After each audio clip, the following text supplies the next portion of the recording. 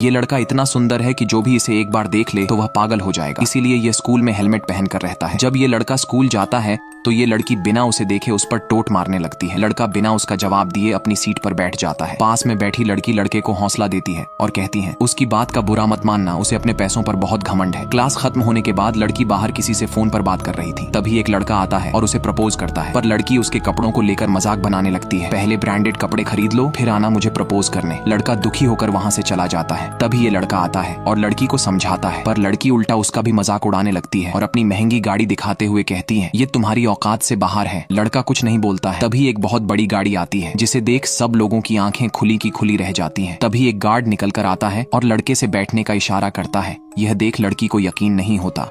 इस लड़के के डैड इतने अमीर हैं कि वह पूरे शहर को ही खरीद सकते हैं, फिर भी उनका लड़का एक सरकारी स्कूल में पढ़ता है, उसे कोई पहचान ना ले, इसलिए वह हेलमेट लगाकर रहता है। इस बात से लड़के के डैड काफी नाराज रहते हैं क्योंकि उनका बेटा एक सरकारी स्कूल में पढ़ता है और अब उनकी तबीयत दिन प्रतिदिन बिगड़ती ही जा रही है। इसलिए वह चाहते हैं लड़के की शादी अपने दोस्त की बेटी के साथ कर दी जाए। पर लड़के को एक ऐसी लड़की चाहिए थी जो कि उसके पैसों से ना उससे प्यार करे। अगले दिन जब यह लड़का स्कूल जाता है तो सभी स्टूडेंट को अपना अपना पार्टनर चुनकर डांस क्लास में जाना था। ये लड़का इस लड़की से पूछता है क्या तुम मेरे साथ डांस क्लास में चलोगी? तभी लड़की कहती है अपनी शक्ल देखिए। डांस क्लास में जाने की पीछे खड़ी लड़की लड़के से कहती है क्या तुम डांस क्लास में भी हेलमेट पहनकर जाओगे? अगर किसी को हेलमेट लग गया, हाँ अगर तुम इस हेलमेट को उतार हैंडसम हुए तो मैं चल सकती हूँ। पर लड़का कहता मुझे तुम्हारे साथ नहीं जाना है। तभी लड़की जबरदस्ती हेलमेट उतरने लगती। हेलमेट उतारते ही सभी लड़कियां पहचान जाती हैं कि इसके डैड इस शहर के सबसे अमीर आदमी हैं, जिस पर लड़कियां मरती हैं। अब वह लड़की दौड़ कर आती, कहती कि मैं तो मजाक कर रही थी। अगले दिन ये लड़की इस लड़के के घर पहुंच गई थी। दरअसल इन दोनों के पिता अच्छे दोस्त थे और लड़की के पिता चाहते थे कि वह उनके दोस्त की लड़की के साथ शादी कर ले, और लड़का तैयार नहीं होता है। वह बताता है ये लड़की सिर्फ पैसों से प्यार करती है और मुझे ऐसी लड़की नहीं चाहिए। अगले दिन ये लड़का क्लास में उसे लड़की से बात करना शुरू कर देता है, जो उसे सबसे पहले हौसला देती है। लड़का उससे पूछता है क्या तुम मेरे बारे में नहीं? लड़के को बड़ी हैरानी होती है, जहाँ एक तरफ सारी लड़कियां उसके पीछे पागल हैं, वहीं इस लड़की को इंटरेस्ट ही नहीं है। लड़का उससे पूछता है क्या तुम मेरे साथ कहीं घूमने चलोगी? लड़की तैयार हो जाती है, पर ये जहाँ भी जाते हैं सब इन्हें ही देखते रहते हैं। तभी अचानक इन दोनों को एक साथ ये लड़की भी देख लेती है, जिसे बहुत गुस्सा आ रहा था, पर यह दोनों बिना किसी की परवाह करें एक दूसरे के करीब आते गए। और एक दिन लड़के ने लड़की को अपने घर बुलाया। लड़की जब घर को देखती है तो हैरान रह जाती है। वह लड़के को साफ साफ बता देती है मैं तुम्हारे जितनी अमीर नहीं हूँ, मैं बहुत ही गरीब घर से हूँ। तभी लड़का कहता है तुम्हें परेशान होने की जरूरत नहीं है, और वह उसे अपनी फैमिली से मिलाता है, जहाँ पर लड़के के पिता लड़की से पूछते हैं तुम्हारे माता पिता क्या करते हैं? लड़की बताती है कि मेरे पिता एक सिक्योरिटी गार्ड है और मेरी माँ स्टोर पर काम करती है। तभी लड़का बीच में बोलता है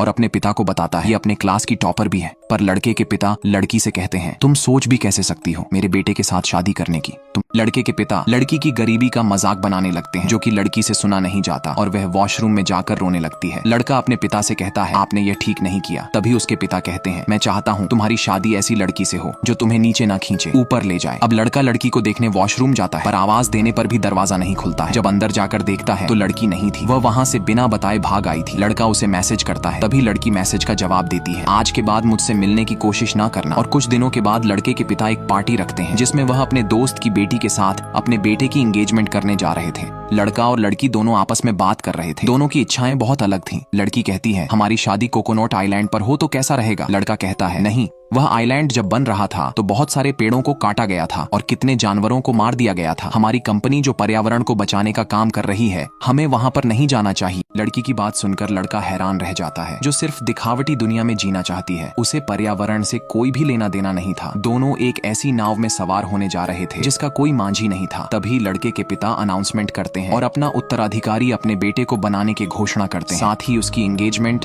अपने दोस्त की बेटी के साथ करने की भी बात करते हैं। यह बातें सुनकर लड़के की माँ जरा भी खुश नहीं थी। तभी लड़के की नजर फूलों के गुलदस्ता पर जाती है जो उसी लड़की ने भेजे थे। यह देखकर लड़के का दिल बैठ जाता है। वह अपने पिता को बीच में रोकता है और उनके उत्तराधिकारी बनाने से इनकार कर देता है और पार्टी छोड़कर चला आता है। लड़के के पिता उसे समझाते हैं, पर लड़का कहता है मुझे उस लड़की से शादी नहीं करनी, जिसके ख्याल मुझसे जरा भी नहीं मिलते हैं। लड़के के पिता कहते हैं अगर तुमने उसे लड़की से शादी नहीं की तो मैं तुम्हें बेदखल कर दूं। लड़का कहता है ठीक है, मुझे नहीं चाहिए आपकी दौलत और ये सन्नो शौक, और अब यह सब मैं ज्यादा बर्दाश्त नहीं कर सकता। ये लड़का अपने पिता से कहता है मुझे उस लड़की से शादी नहीं करनी है जो सिर्फ मेरे पैसों से प्यार करती है। तभी लड़के के पिता कहते हैं ठीक है, आज के बाद मेरी रोल्स रॉयल लेकर मत जाना। लड़का कहता है ठीक है, नहीं ले जाऊंगा। लड़का अब सीधे लड़की के घर पहुंच जाता है। लड़की कहती है अब यहाँ पर क्या करने आए हो? जब तुम्हारे पिता मुझे भला बुरा कह रहे थे तब तुमने कुछ नहीं कहा था। तभी लड़का कहता है उस वक्त मैं तुम्हारा साथ नहीं दे सका था, उसके लिए मुझे माफ कर दो, पर मैंने वह कंपनी वह घर सब छोड़ दिया है तुम्हारे लिए। तभी लड़की उसे माफ कर देती है, पर अब उस कंपनी को संभालेगा कौन? मेरे पास एक आइडिया है। और अब ये लोग उस पार्टी में वापस आ गए थे। यहाँ पर यह आदमी कंपनी का सीईओ बनने की बात कर रहा था। बताता है कंपनी के ओनर का बेटा जो अपने परिवार को नहीं संभाल सकता है वह भला कंपनी को कैसे संभाल सकता है, इसलिए मैं इस कंपनी का सीईओ बनना चाहता हूँ। तभी यह लड़की कहती है इस कंपनी के 2 बच्चे हैं, इसलिए कंपनी का सीईओ एलन को बनाना चाहिए। पर तभी आदमी कहता है वह एक लड़की है, वह भला कंपनी कैसे संभाल सकती है? लड़का बताता है मैंने करोड़ों की गाड़ियां, आलीशान मकान, यहाँ तक की सारी संपत्ति को ठुकरा दिया है तुम्हारे लिए, पर प्लीज मेरे प्यार पर विश्वास करो। आखिरकार लड़की को विश्वास हो जाता है। तभी लड़की कहती है पर उस कंपनी को संभालेगा कौन? इधर ये आदमी कंपनी को संभालने की जिम्मेदारी लेता है, पर तभी वह लड़की आ जाती है जो कहती है कंपनी को लड़के की बहन संभालेगी। आदमी कहता है कंपनी को चलाना लड़कियों का काम नहीं। तभी वह लड़की बताती है हाँ क्यों नहीं, जिस तरह तुम इस कंपनी को अभी तक चलाते आ रहे थे, तुम्हारे बहुत सारे घोटाले मुझे पता है, जिस पर आदमी कुछ नहीं बोलता।